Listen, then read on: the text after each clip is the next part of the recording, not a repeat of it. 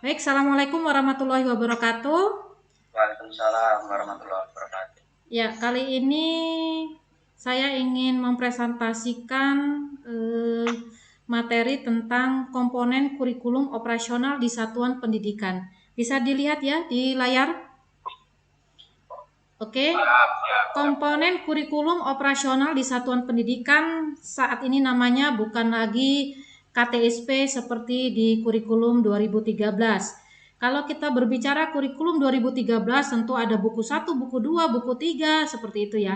Tapi kalau di dalam komponen kurikulum operasional di satuan pendidikan sekarang ini kita membicarakan beberapa proses atau elemen yang ada di dalam komponen kurikulum operasional di satuan pendidikan. Nah, ini yang tampil di layar adalah komponen yang pengganti seperti di buku 1 dan buku 2. Kalau sekarang komponen utama meliputi yang pertama ini adalah karakteristik satuan pendidikan, di mana karakteristik ini berisikan tentang hal-hal tentang peserta didik, tentang sosial budaya, guru, tenaga kependidikan, karakteristik melingkupi satuan pendidikan dan program keahlian. Kemudian komponen yang kedua di sini ada tentang visi, misi, tujuan, di mana visinya itu menggambarkan bagaimana peserta didik menjadi subjek dalam tujuan jangka panjang sekolah dan nilai-nilai yang dituju. Dan satu hal lagi, di dalam visi itu harus muncul tentang capaian profil pelajar Pancasila. Kemudian setelah ada visi, kemudian misi ini menjawab bagaimana sekolah mencapai visi, nilai-nilai yang penting untuk dipegang selama menjalankan misi tersebut. Kemudian ada tujuan akhir dari kurikulum sekolah yang berdampak kepada peserta didik. Tujuan menggambarkan milestone atau patok-patok penting dan selaras dengan misi. Kemudian ada strategi sekolah untuk mencapai tujuan pendidikan. Kemudian ada kompetensi atau karakteristik yang menjadi kekhasan lulusan sekolah tersebut dan selaras dengan profil pelajar Pancasila. Oke, jadi kata kuncinya harus ada profil pelajar Pancasila. Kemudian tadi sudah dua ya, pertama komponen karakteristik satuan pendidikan, kemudian yang kedua visi, misi, dan tujuan. Lanjut komponen yang ketiga yaitu tentang pengorganisasian pembelajaran. Ya agak mirip lah dengan yang kemarin, cuman program perorganisasian pembelajaran ini meliputi capaian pembelajaran dan profil pelajar Pancasila. Kalau dulu namanya silabus, kalau sekarang namanya capaian pembelajaran dan profil pelajar Pancasila. Misalkan kita akan membuat dalam mingguan sistem blok dengan cara perorganisasian yang lainnya. Terdapat apa saja perorganisasian pembelajaran itu? Ya, yang pertama adalah intrakurikuler, berisi muatan mata pelajaran, muatan tambahan, lainnya jika ada seperti mulok. Kemudian ada proyek penguatan profil pelajar Pancasila, menjelaskan proyek yang mengacu pada profil pelajar Pancasila pada tahun ajaran tersebut. Untuk proyek penguatan ini terintegrasi dalam pengembangan karakter. Karena kita SMK, maka dia integrasinya adalah pengembangan karakter dan budaya kerja. Kemudian selain ada proyek profil Pancasila, dalam perorganisasian pembelajaran itu ada praktek kerja lapangan ya, bisa dilihat di sini praktek kerja lapangan.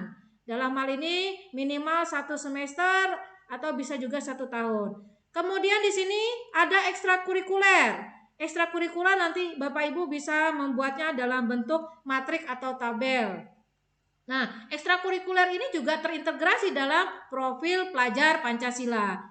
Selain itu, komponen utama yang lain di dalam kurikulum operasional ini adalah rencana pembelajaran. Ya, rencana pembelajaran untuk ruang lingkup sekolah, menggambarkan rencana pembelajaran selama 1 tahun, berisi alur pembelajaran atau unit mapping untuk sekolah-sekolah yang sudah menjalankan pembelajaran secara integrasi. Kemudian bisa juga program prioritas satuan pendidikan. Nah, ini komponen juga yang penting di dalam kurikulum operasional itu adalah pendampingan, evaluasi, dan pengembangan profesional. Nah, yang terakhir baru ada sebuah lampiran, di mana lampiran ini terdapat contoh-contoh rencana pembelajaran ruang lingkup kelas, kemudian ada contoh-contoh penguatan profil Pancasila. Ya, mungkin itu cukup dari saya tentang materi yang sudah kita tampilkan terkait komponen kurikulum operasional di satuan pendidikan. Kalau Bapak Ibu ingin bertanya, saya persilakan. Terima kasih. Silakan Bapak Ibu yang ingin bertanya. Saya Bu. Ya, silakan Pak Zahrudin. Julisan Anto Bu. Ya. Yang bagian terakhir tadi Bu. Oke, bagian terakhir ya. Ini? Bagian lampiran. Ya. Ya, saya ingin minta contoh lampiran mengenai profil pelajar Pancasila berupa kegiatan apa saja Bu yang bisa dicantumkan di situ. Oke. Jadi profil pelajar Pancasila yang bisa dicantumkan karena di profil pembelajaran itu ada 6 karakter ya Pak ya, karena kita SMK juga terintegrasi dengan apa yang disebut sebagai apa yang kalau di budaya kerja. Jadi kalau di dalam profil Pancasila itu misalkan gotong royong Pak. Gotong royong itu kita tampilkan kegiatannya seperti apa yang berhubungan dengan budaya kerja. Misalkan anak itu gotong royong dalam menyiapkan job sheet di bengkel atau mungkin di lab seperti itu Pak. Itu salah satu contohnya gotong royong. Bisa juga berpikir kreatif. Berpikir kreatif berarti anak memang dituntut bagaimana supaya mereka bisa punya kreatif gitu. Jadi apa yang ditampilkan kita buat dalam sebuah lampiran dalam bentuk project juga bisa. Lanjut. Cukup Bu, terima kasih. Ya, terima kasih. Ada lagi yang ingin bertanya? Oke, saya Bu. Oke, Pak Julius, silakan. Pak Jarahudin. Oh, Pak Zarahudin. Oke, terima kasih. Oke. Apa manfaat pendampingan? Terima kasih. Ya, lanjut. Apa sih manfaat pendampingan? Pendampingan itu adalah bentuk coaching ya Pak ya. Pendampingan itu berarti kita terdapat leader atau pemimpin yang ikut terjun ke dalam kegiatan pembuatan kurikulum operasional ini Bapak. Jadi manfaatnya ketika kependampingan itu dilakukan oleh seorang kepala sekolah gitu ya, kemudian seorang pengawas, maka akan memberikan sebuah kontribusi masukan yang berhubungan dengan visi misi sekolah. Kenapa? Karena dia sifatnya universal, berkaitan dengan visi misi yang ada kaitannya dengan profil pelajar Pancasila. Tetapi kalau kita tidak tanpa pendampingan, hanya dibuat oleh wakakurikulum saja, kemudian tinggal datang tanda tangan pengesahan kepala sekolah atau pengawas, itu tidak bisa memberikan kontribusi gitu. Capaiannya tidak akan terukur. Bagaimana kita bisa mengevaluasi berhasilnya atau sesuainya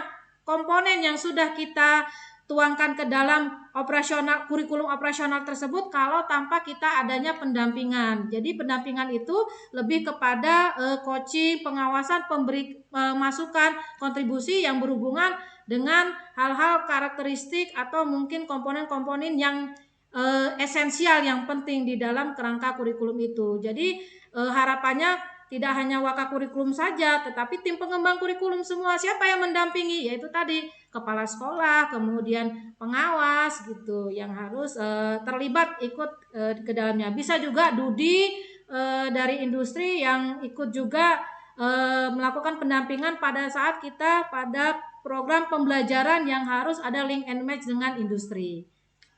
Ya, begitu ya Pak Zahrudin. Halo?